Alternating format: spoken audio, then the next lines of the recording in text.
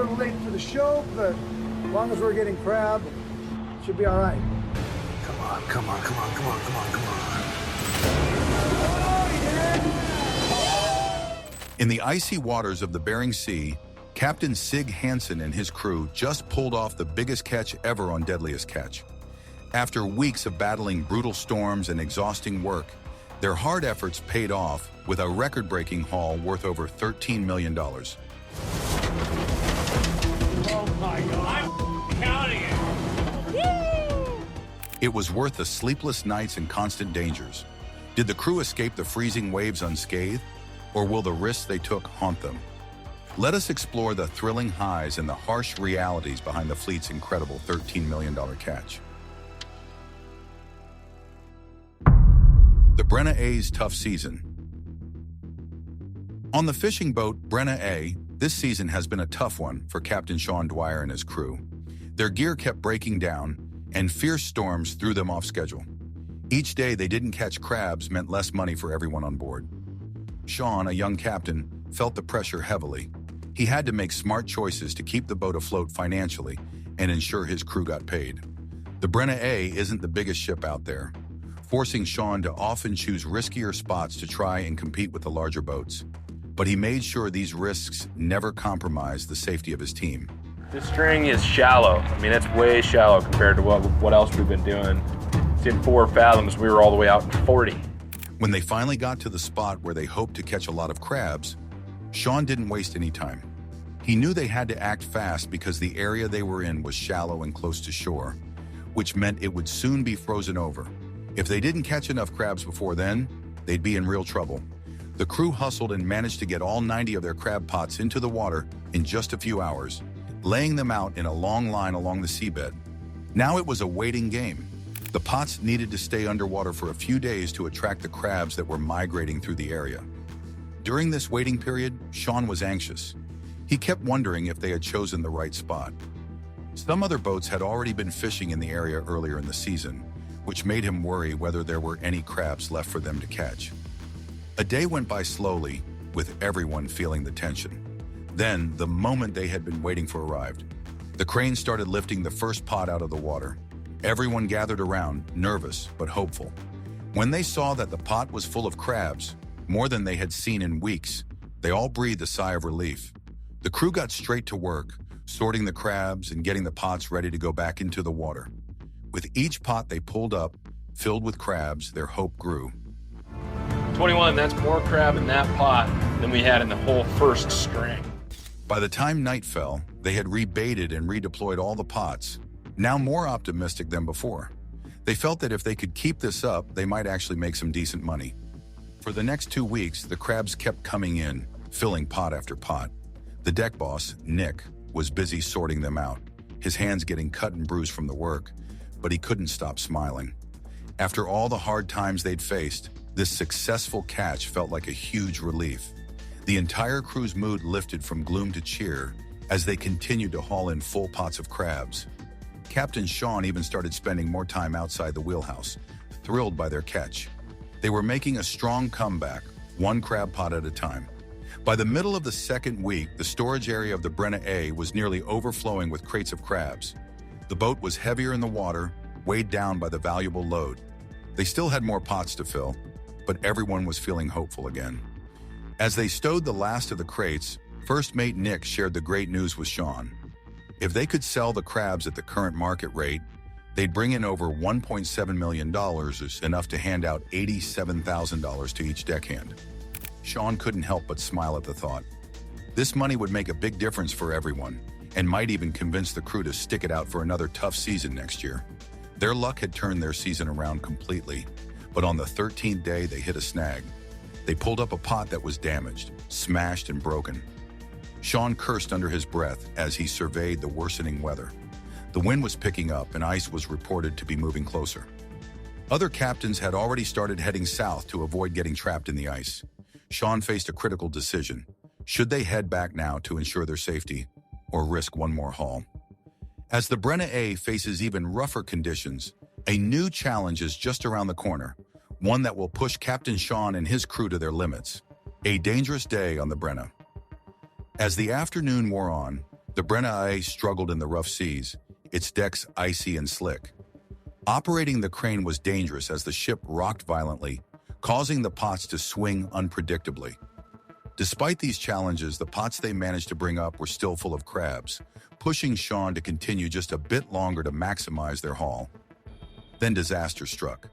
A massive wave slammed into the ship as they were moving a pot, breaking the crane's cable with a loud snap. The crew scrambled to dodge the dangerous cable and the plummeting pot. Fortunately, no one was hurt, but the crane was out of commission. They couldn't fish any longer. Hey, I got you loud and clear. What's happening, man? How are you? It's not going good. I'm in 200 fathoms right now, which is the deepest I've ever fished. Sean made the tough call. They had to stop fishing and head back to harbor before the storm worsened, sealing their fate for this season. As the crew of the Brena A works tirelessly to gather the last of their damaged traps, Captain Sean Dwyer is swamped with emotions. They're forced to leave behind a considerable amount of valuable crabs, lost to the ocean due to the mishap.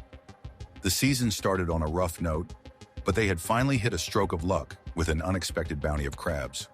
Now, with urgency in the air, they need to head back to Dutch Harbor quickly to sell their catch and hopefully turn a profit. Sean is worried. If they delay, he fears his crew might decide to leave, which could spell trouble for the Brena A for the rest of the season. It's a critical race against time, and the survival of their fishing venture hangs in the balance. Meanwhile, as the Brena A cautiously makes its way back to the harbor, other captains within their fishing community are dealing with their own challenges, each struggling to make the best of what remains of their seasons. In a bold move, Jake Anderson, captain of the Saga, decides to push his luck by steering his vessel towards the far north, closer to the dangerous ice packs. The potential for a big haul there is tempting, but the risks are just as significant. On board the Saga, Jake and his crew are gearing up for what could be a make-or-break expedition. They've been monitoring the weather closely and have heard rumors through patchy radio communications about a significant crab migration happening late in the season. These rumors, fueled by tales of massive catches by other ships venturing beyond the horizon, inject a wave of excitement and anticipation among the crew. The morale on the Saga has been low, their season has been disappointing, and they're significantly behind their expected catch quota. Their finances are starting to strain. I'll give you a call again tomorrow and let you know how it works out. Later, Lenny.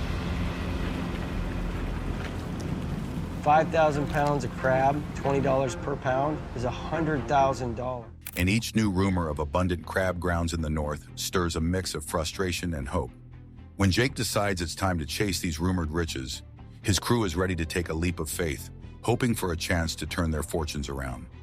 After navigating 120 miles north, they reach a critical point marked by the compass rose.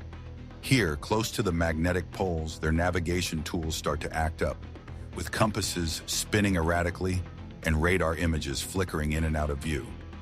They face giant waves that hint at brewing storms hidden by the perpetual darkness of the far north, where the sea and sky meld into a single ominous expanse. Despite these daunting conditions, their traps begin to yield impressively. Each haul brings up crabs by the dozens, their shells glittering under the stark lights of the deck. The crew, though exhausted from the constant physical toll, gets caught up in the steady rhythm of their labor-intensive work. They sort, bait, and stack crabs continuously, driven by the prospect of striking it rich. Amidst this frantic activity, a piece of misfortune strikes as one of the crew members. Nick suffers a severe injury from a crab bite, abruptly ending his season. Yet the urgency of their situation compels the team to keep pushing forward. During short breaks, Jake retreats to the wheelhouse, where he keeps a vigilant eye on the weather updates and listens intently to the static-filled distress calls echoing over the radio. These calls paint a grim picture of the realities of fishing in such remote and unforgiving waters, but also remind them that persistence could lead to a greater share of the crab bounty for those who dare to continue. The Saga's crew gets ready for a risky trip to the far north, where both great rewards and serious dangers are waiting for them. The Saga's risky move north. By the fifth day, the Saga is heavily laden with a substantial catch, and with ominous storm clouds gathering, Jake decides to set one last string of traps before they head back. The crew, spurred on by a mix of desperation and renewed optimism, works through the freezing rain, driven by the potential of concluding their grueling weeks with a significant win. However, their high hopes are abruptly dashed when an unexpected threat emerges.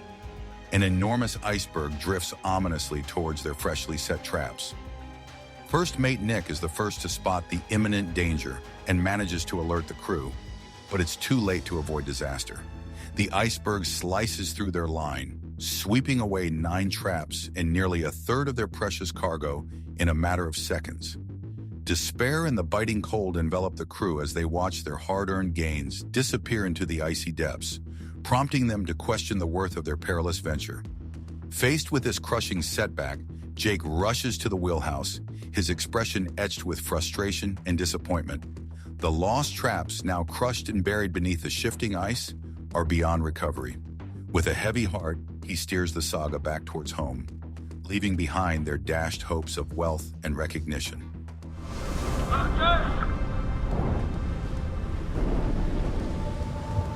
Yeah, you gotta hold on, dude. Wild West out here. Now they face a race against an approaching storm to Dutch Harbor, where selling their remaining catch is their only chance to salvage some profit from their ordeal.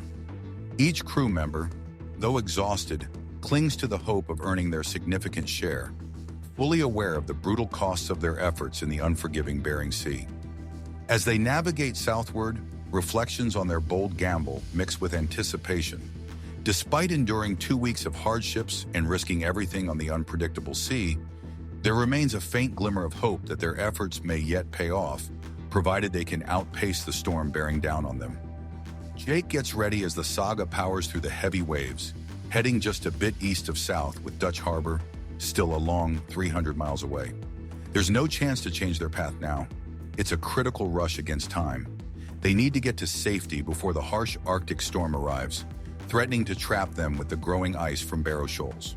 Pushing the engines to their max, the Saga speeds forward into the uncertain waters ahead. On the second night at sea, the radio comes to life again, and First Mate Nick tries hard to understand the worried voice coming through the static, asking for help. Another ship is stuck in the ice, their pleas sounding both desperate and urgent. But the details are fuzzy, and Nick tries to remember the name of the ship they mentioned back in Dutch Harbor. The distress calls indicate the ice might be moving in quicker than they thought. That was big. That's what a 30-foot wave looks like. Jake hears this concerning news with a calm but firm determination. Despite the unknowns, he sticks to their planned route and speed, knowing that any stray from their path could lead to disaster. They decide to continue straight to the harbor entrance without stopping. The crew feels the tension, torn between stopping to ensure safety and pushing forward at the risk of their lives.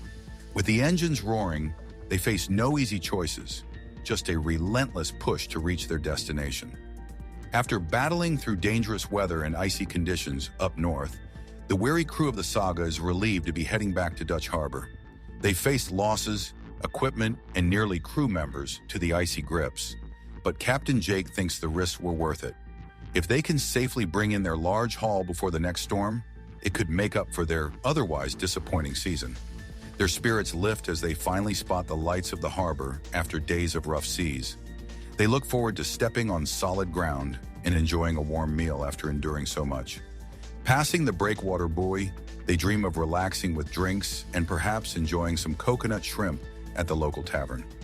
After dealing with their recent losses, the Saga has one final hurdle to overcome, where the line between success and failure is very thin. An unexpected find in the harbor. However, their brief moment of relief is cut short. Upon arrival, Jake finds an urgent message from the cannery manager, telling them to haul an additional string of pots before they can unload. Just when Jake and his injured deckhand Nick thought they were close to rest, they now face the prospect of more exhausting work. Despite feeling frustrated, Jake knows they can't ignore the request. If they don't follow through, the cannery might consider their catch too late, even if they arrive before the deadline. Reluctantly, they set out to deploy the final string of pots back into the harbor waters, hoping this last effort will be quick. The harbor is calm compared to the rough seas as they pull in the short line. The first pot brings little excitement, Just a few decent crabs among smaller ones. They feel disappointed. It seems like the additional work might not be worth it. Nonetheless, they keep to the rules and continue pulling pots. Then a sudden thud against the boat as they lift the fourth pot catches their attention. Deck boss Nick shares a puzzled look with Captain Jake. They pause the hoisting, and Nick leans over to see a large lump of wire meshed just below the surface. Their annoyance turns to excitement as they realize they've found something potentially valuable. Tiredness vanishes as the crew gathers around, eager to see what's in the trap. As they bring it aboard, they're amazed to find it filled with crabs, more than in any of their previous hauls. No complaints here. Yeah, dude! Captain Jake watches in awe from the deck above. The crew jumps into action, quickly pulling out crabs and hoping for a big payday. Amid cheers, they tear open the trap and crabs pour onto the sorting table, covering one crew member in a shower of crustaceans. Amid laughter and high spirits, they count over 400 quality crabs right there. Gradually, the crew shakes off their initial shock, and they start to fill the crates with the crabs, which are highly valued in Asian dining. The mood on the deck is buzzing with excitement as more crew members jump in to help with the rapid packing process. Captain Jake is fully engaged, operating the crane to hoist each pot while the deck becomes crowded with crabs. It takes a full 40 minutes of hard work, but eventually every pot is empty, and the deck is covered with a huge stack of crates filled with crabs.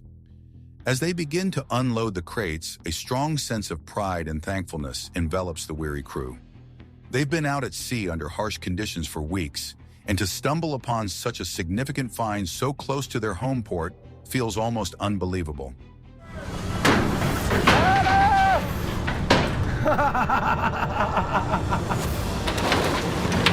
Awesome. They've managed to catch crabs worth nearly $60,000, a fortune especially considering the distant storms. This incredible change in their fortune rekindles spirited conversations and a sense of joy among the crew, celebrating the fruits of their strenuous labor. As the sun sets and they offload the last of the crates, Jake retreats to his cabin for a quiet moment of contemplation. Despite the many times they've navigated these waters, the presence of such a rich cache right under their noses had always escaped them. It's a question without an answer, but as seasoned fishermen, they know better than to linger on such thoughts. Each journey brings its own set of challenges, yet it's the unpredictability that keeps them coming back. Opportunities in their line of work come unpredictably, and it's their job to make the most of them. Tonight, they're rejoicing over the haul of 435 remarkable crabs, and Jake feels a deep gratitude for this unexpected blessing. The ocean is both generous and unforgiving, and today it chose to be kind. Is Captain Sig Hansen's record-breaking haul just a stroke of luck? Or is there a deeper story behind the scenes of Deadliest Catch? Could this historic catch be hiding a darker truth about the dangers the crew faced? Share your thoughts in the comments and let us know what you think. And don't forget to like and subscribe for more.